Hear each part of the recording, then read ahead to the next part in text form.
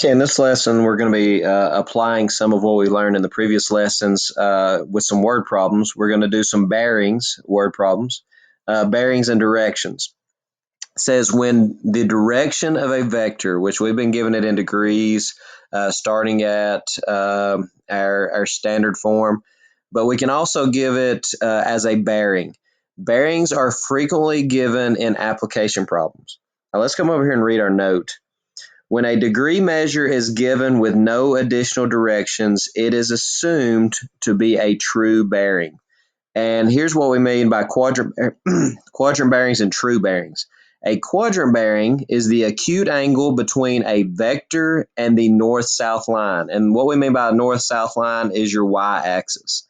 So if they're giving a quadrant bearing, it's this acute angle right here between the vector and the y-axis, or the nearest part of the y-axis. The vector to the right, which we just illustrated, is 60 degrees. The way you would read it is 60 degrees east, because east is to the right, east of south is how that is read. And here's how you would write it: 60 degrees east of south. So here's south, and we're 60 degrees east of it. True bearings. The angle the angle measured clockwise from the north to the vector is called the true bearing. So we're with true bearings, we're dealing with the north. We're going clockwise from north. So the true bearing of a vector to the right, which would be from here to here, would be 90 plus another 30. That'd be 120 degrees. True bearings are written with three digits. So a true bearing 15 degrees is written as 15 degrees. Okay, and again, remember what we said about true bearings. If nothing else is given, then we understand that we're talking about a true bearing. So for each vector, give the quadrant bearing and give the true bearing. So let's do our quadrant bearing first. Quadrant bearing, we're measuring from here to here. It's the acute angle formed by the north-south line. So if this is 85 degrees, that means that this is a 5-degree angle. So our quadrant bearing would be 5 degrees. Let me try that again. 5 degrees, and we are east because we're to the right of north. So that'd be 5 degrees east of north. Now, if we're talking about a true bearing, again, true bearing, we're going from our north right here, and we're just saying clockwise, how many degrees are we from that north line? And that the true bearing here would be 5 degrees. Okay, number two. Let me zoom in a little bit here. First off, our quadrant bearing, if this is a 212 degree angle, let's see, that would be another 78 degrees right here. So therefore, since we're talking about quadrant bearing, we're going to use our north-south line. And we are to the west of our south line, so we are 78 degrees west of south would be our quadrant bearing. Our true bearing would be measured from this north line. However, it's going to be measured clockwise. So we're going in this direction. So there's 90, 180 plus another 78 would be 258 degrees. And I think I actually mismeasured that. That's actually supposed to be 58 degrees. So let's go back and fix both of those. So that should be 58 degrees, and that makes this 238 degrees. I'm sorry. Number three. 24 degrees is what we're given here. And so the quadrant bearing will be pretty easy. Here's your north-south line, or your y-axis. So that's 24 degrees in this direction. So that'll be 24 degrees west of north. So 24 degrees. And that would be west of north, because here is north. And again, you're west or to the left of it. Your true bearing starts from your north axis right here. We're going to go clockwise. That'd be 90, 180, 270 plus this much. And if that's 24 degrees here, then that leaves you with 66 degrees. So we're going 270 and 66, which is 336 degrees. Okay, number 4 says an airplane is flying at a bearing of 245 degrees. And again, it doesn't say a true bearing. It doesn't say a quadrant bearing. So we're going to, again, assume, since it doesn't say, we're going to assume that we have a true bearing there.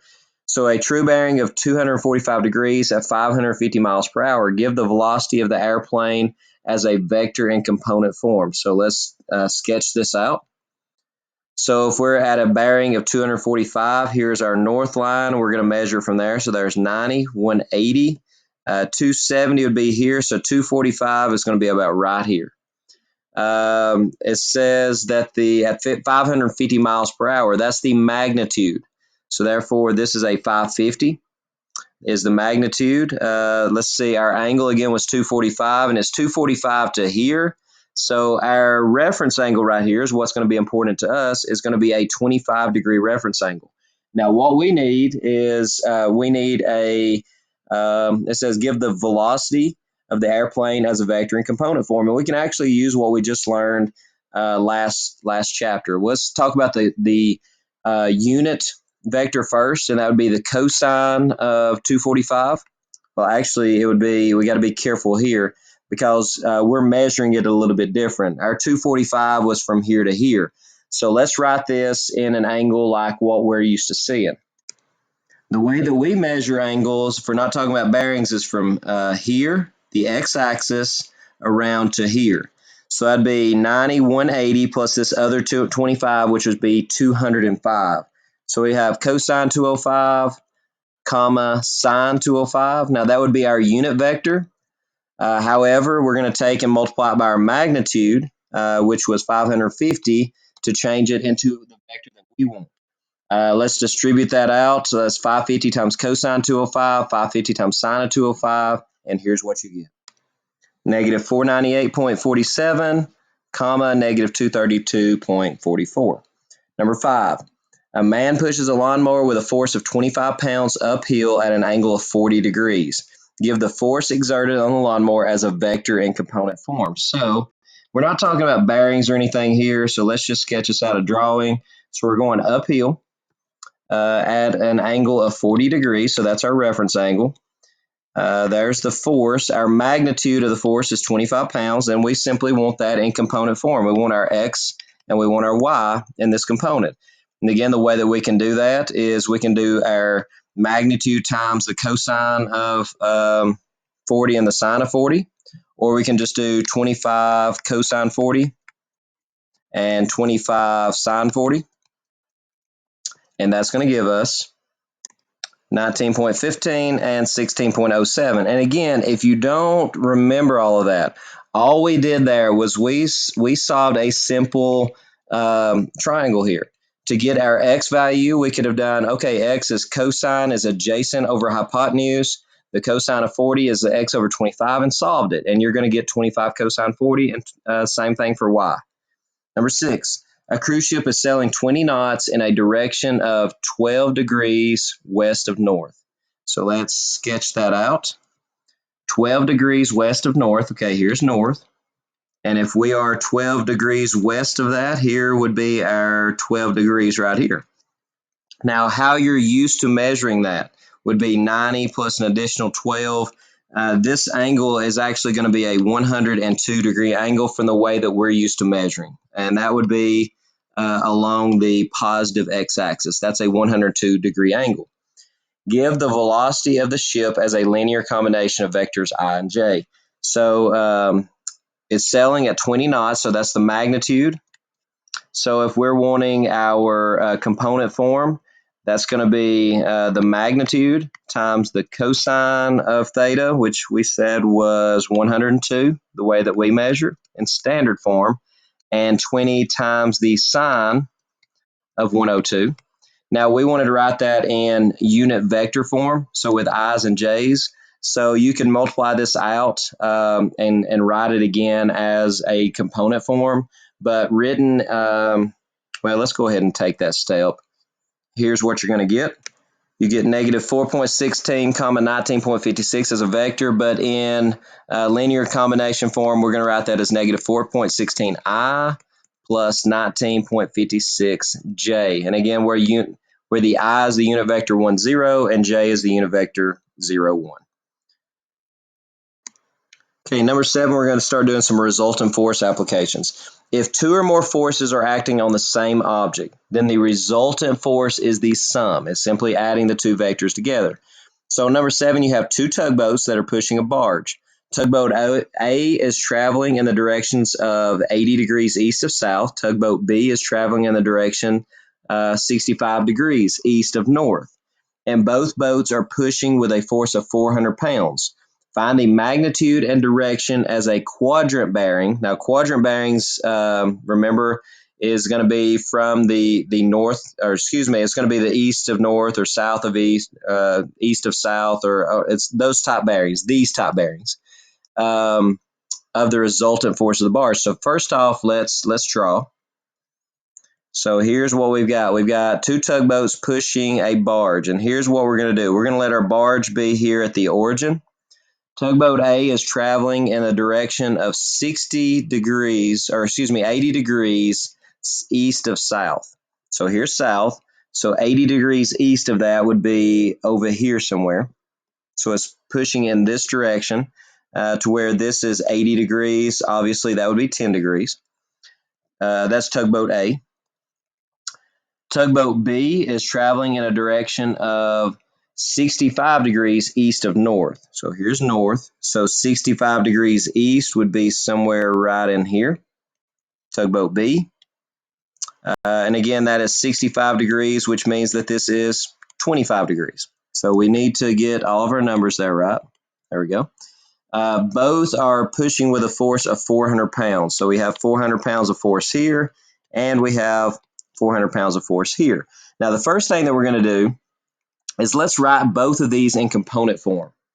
So vector A and vector B, these two vectors, we're going to write in component form. So my vector A, let's start with it, is going to be, let's see, it's going, our actual angle, we got to be careful of this. Our actual angle would be this angle, which is a 350 degree angle. So we have the force times the cosine of 350,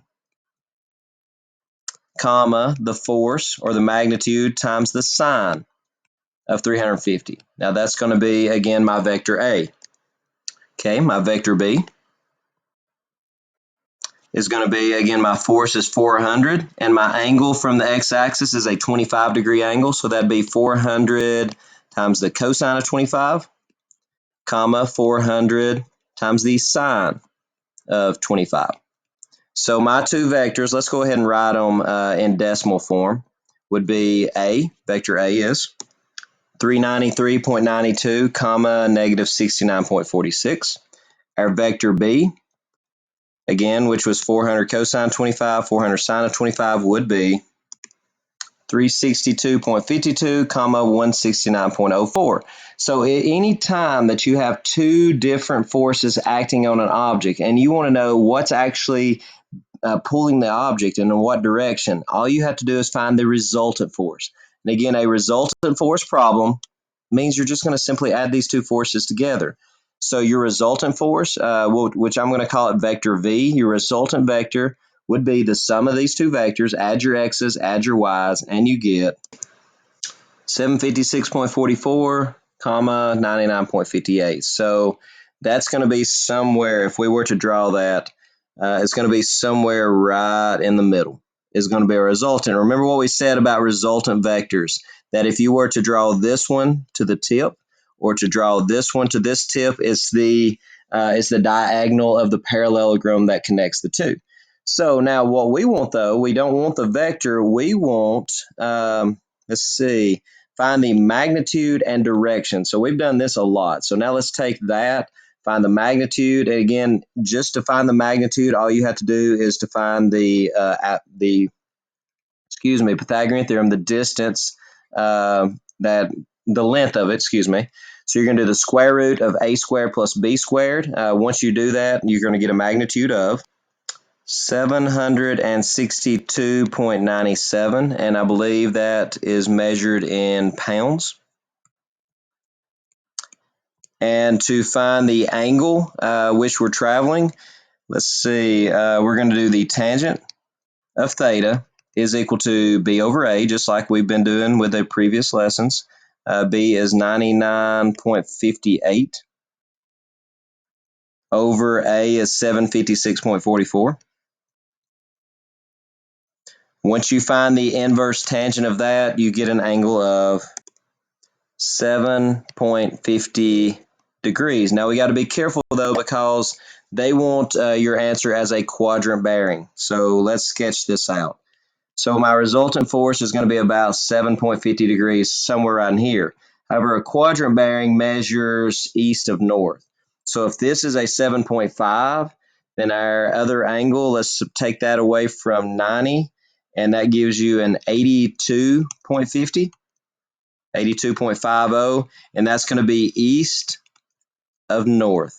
So therefore, there's the direction that you're traveling, and there's how many pounds. So again, what's happening? Let's put all this together. We had two boats that were pulling kind of in the same direction, but pulling on a barge.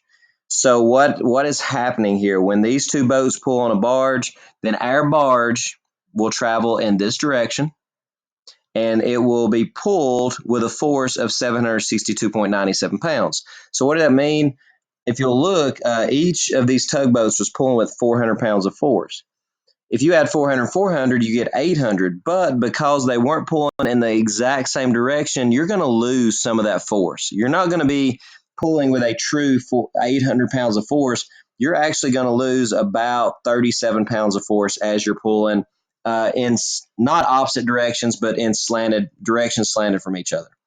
And number 8, let's do another one. Two forces with magnitudes of 85 pounds and 120 pounds are acting on an object at angles of 35 degrees and 140 degrees, respectively, with the positive x-axis. So let's take and sketch that. So we're using our positive x-axis, like the older problems. So two forces of 85 and 120 are acting at 35 and 140. So the 35-degree angle, which is going to be somewhere right in here, that's going to be an 85-pound force. So your magnitude is 85. The 140, which is somewhere right in here, is a 120 pounds of force. So we want to know if these two things are acting on an object, in what direction is it going to go? And it's going to be somewhere right in the middle. Again, we could actually draw this vector to the tip of this one, or we can draw this vector to the tip of this one to represent what's about to happen. But this is going to be my resultant vector. Let's see, this is a 35-degree angle, and this was a 140-degree angle. So therefore, my two vectors, we'll call it vector A and vector B. My vector A is going to be, let's see, my magnitude was 85, and my angle was 35. So 85 cosine 35 and 85 sine 35 will be my component form. Vector B had a magnitude of 120, so 120 cosine of is acting at an angle of 140, and 120 sine of 140. So instead of doing like I did on this last one, because I just wanted to show you how you're actually doing this, I'm going to add these two vectors together. And let's go ahead and get our resultant vector, because what we can do is we can just go ahead and type this whole thing into our calculator.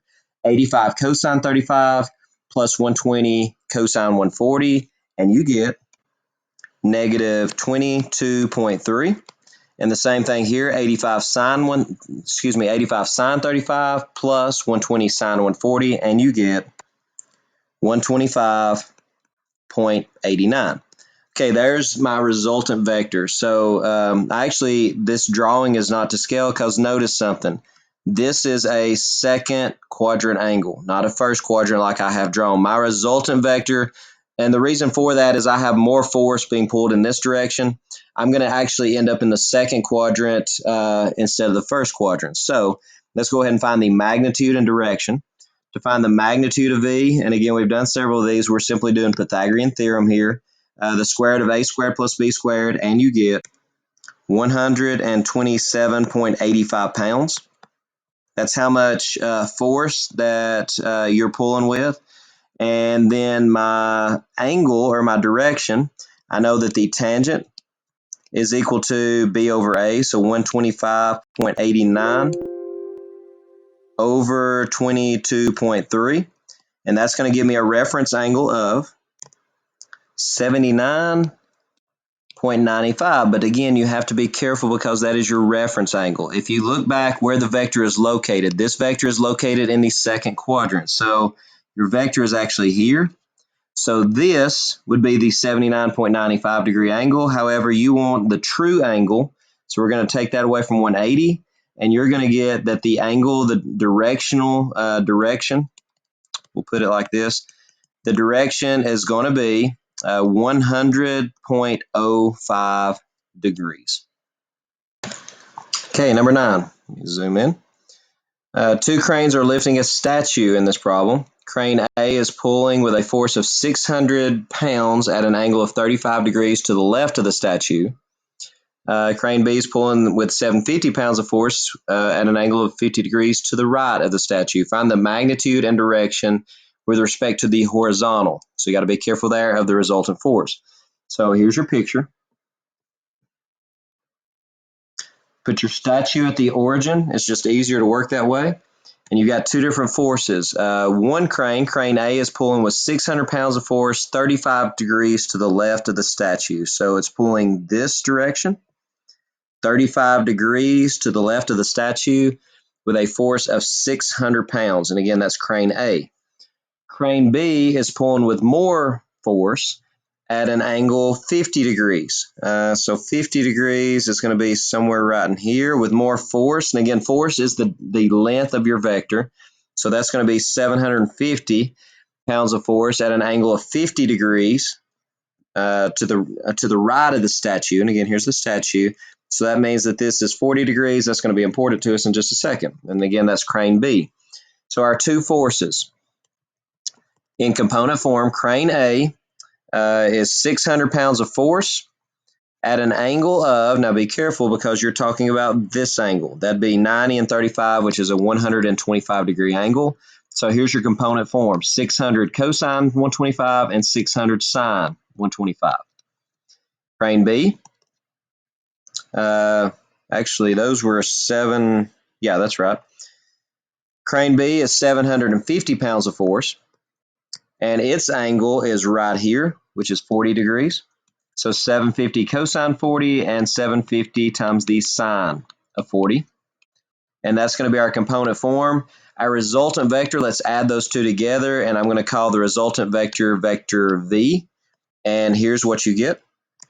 230.39, 973.58, which I want to point out is a first quadrant. So what does that mean? That means that you're going to end up pulling somewhere in this direction in the first quadrant. That's your resultant vector. That's where the statue is going. That's the direction that the statue is being pulled, ultimately. So let's find our magnitude to see how much of this force is actually being applied, because if you look back, you've got 750 pounds of force here. You have 600 pounds of force here, which should be 1,350 pounds of force. However, because they're not pulling in the same direction, you're losing force. So let's see our resultant vector, how much force out of that 1,350 is actually being applied. So again, it's just simple Pythagorean theorem, and you get 1,000.47 pounds of force. So again, 1,350 was the true optimal force. However, we're losing over nearly 350 pounds of force. Now let's do direction. The direction of our resultant vector, all we have to do is the tangent of my reference angle will equal B over A. And that's going to tell me that my reference angle, which here's the thing, I'm in the first quadrant, so I'm okay with my reference angle. My angle, my directional angle is going to be right at 76.69 degrees.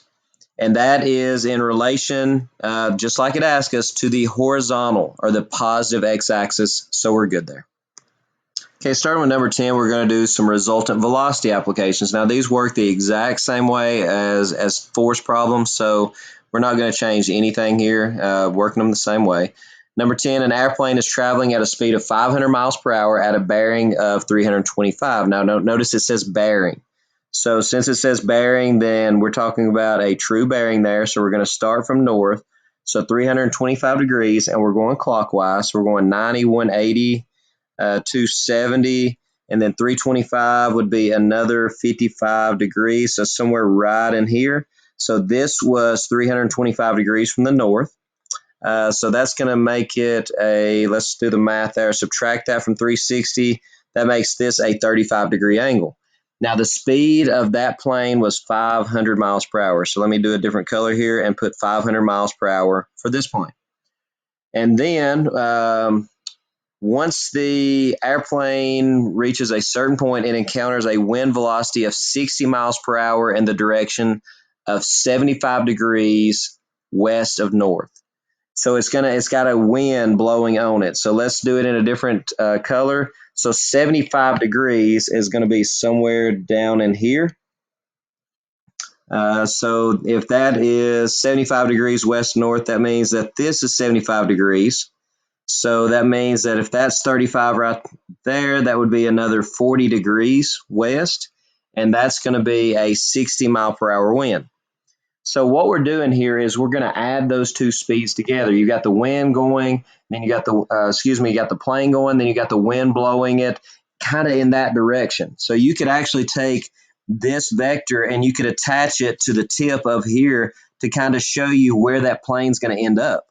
That wind speed's actually going to speed the plane up some, but it's also going to blow it off course.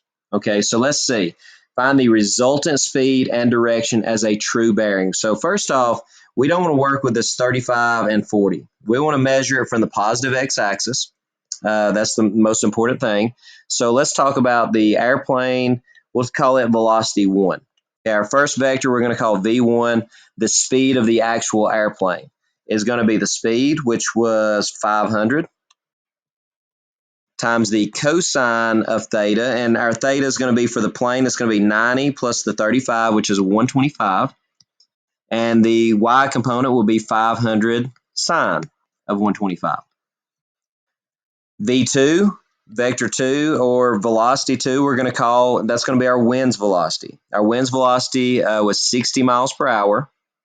And then the direction was going to be 90, 35, and 40, which is 165. So 60 cosine 165 and 60 sine 165. So there's my two vectors. Let's add those two vectors together. And again, you can just type this straight into the calculator as you're adding them.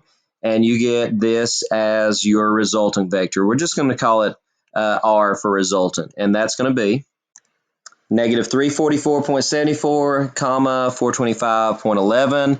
That's where our resultant force is, and remember it's in the second quadrant.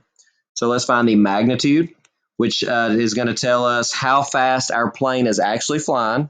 500 miles per hour plus is getting pushed a little bit by the wind there. Pythagorean theorem on these two values, and that's going to give you a magnitude of 547.32 miles per hour. So let's see, its original speed was 500, so it gained nearly an extra 50 miles per hour just because of that wind speed, but because the wind was blowing in the same direction. Now to find the angle, we're going to do the tangent of theta is equal to, and again, be careful because we're dealing with a second quadrant angle here. So we're going to do B over A, 425.11 over 344.74. Again, notice I dropped my negative so that I can get my reference angle. When I do the inverse tangent, I get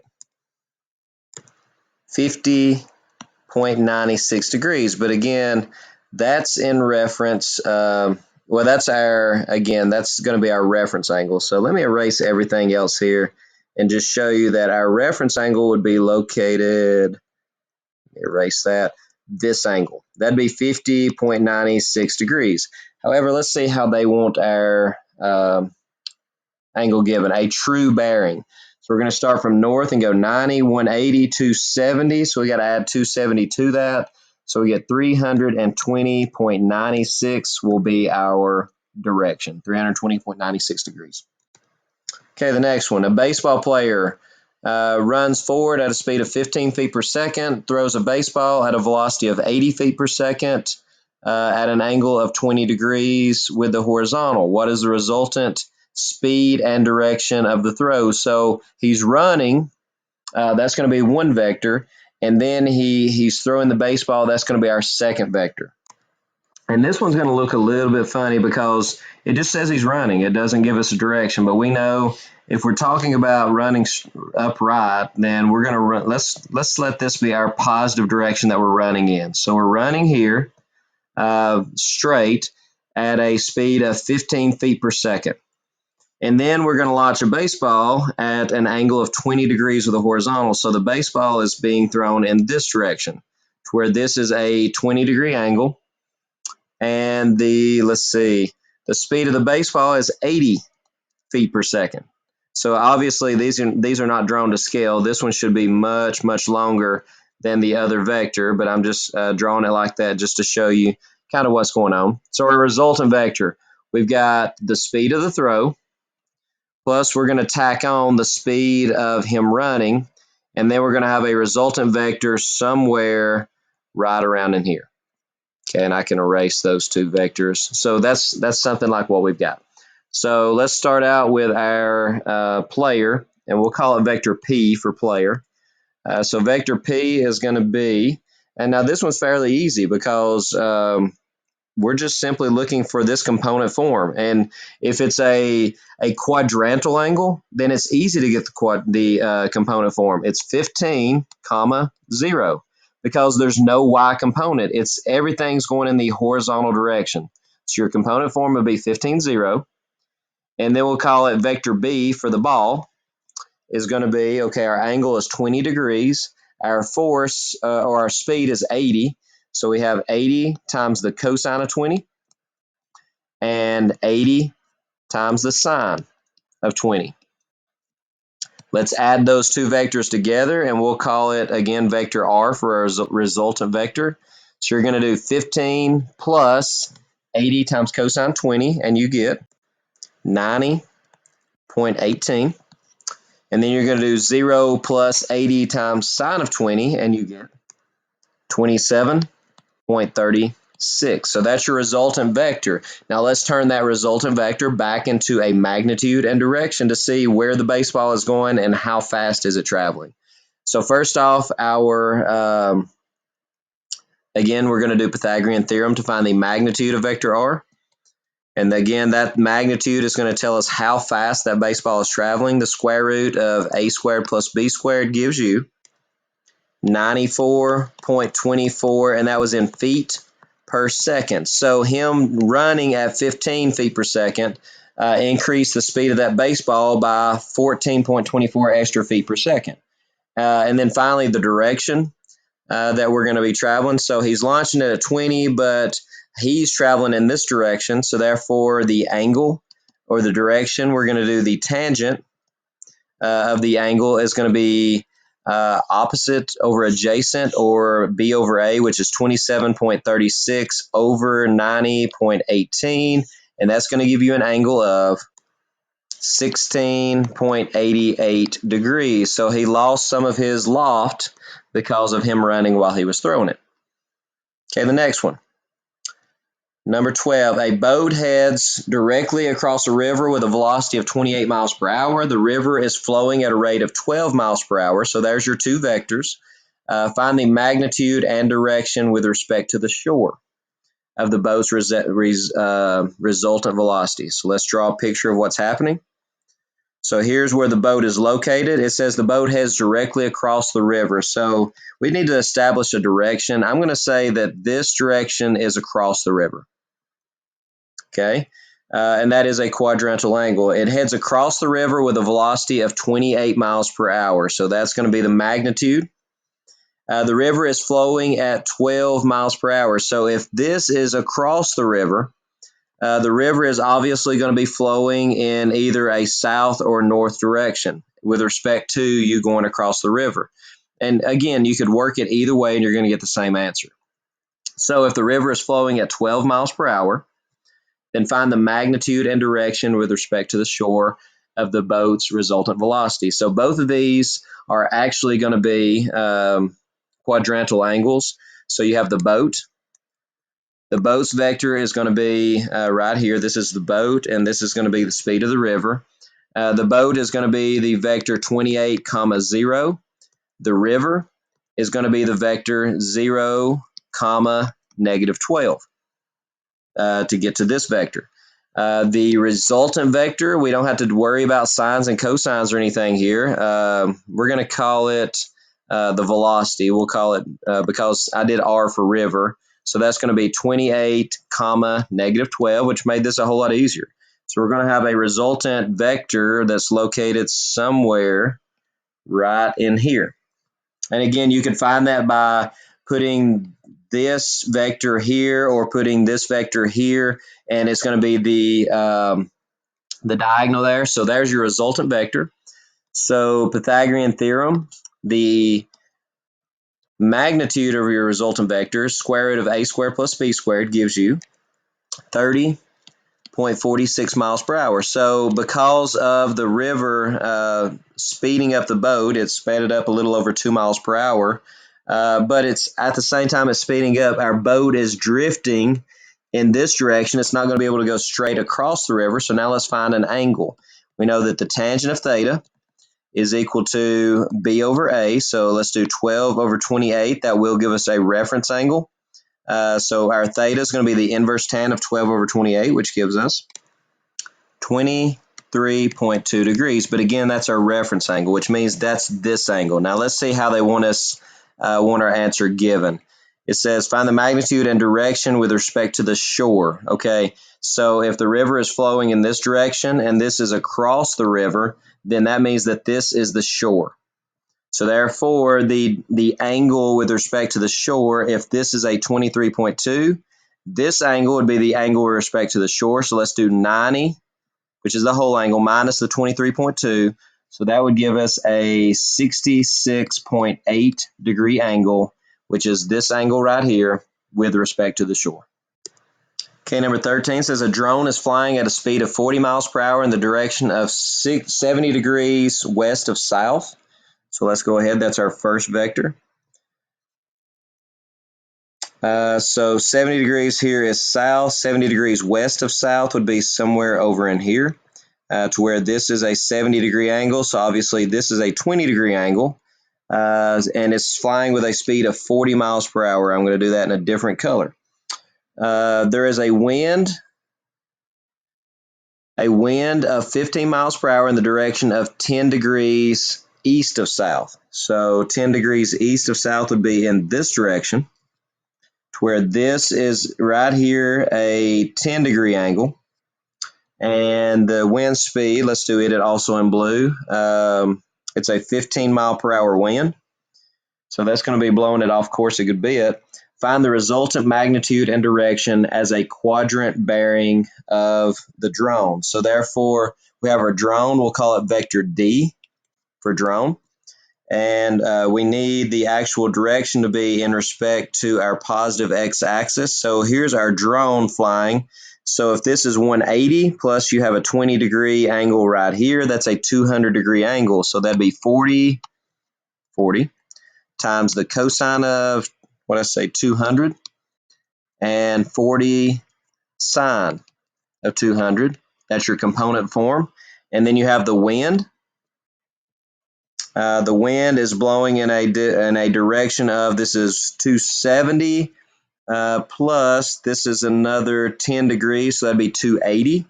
So that'd be 15 cosine 280 and 15 sine of 280. Let's add those together, and our resultant vector, when you type all that in, would be negative 34.98, comma, negative 28.45, and then it's the same process. Let's find the magnitude of that vector by doing Pythagorean theorem, and you get 45.09 miles per hour.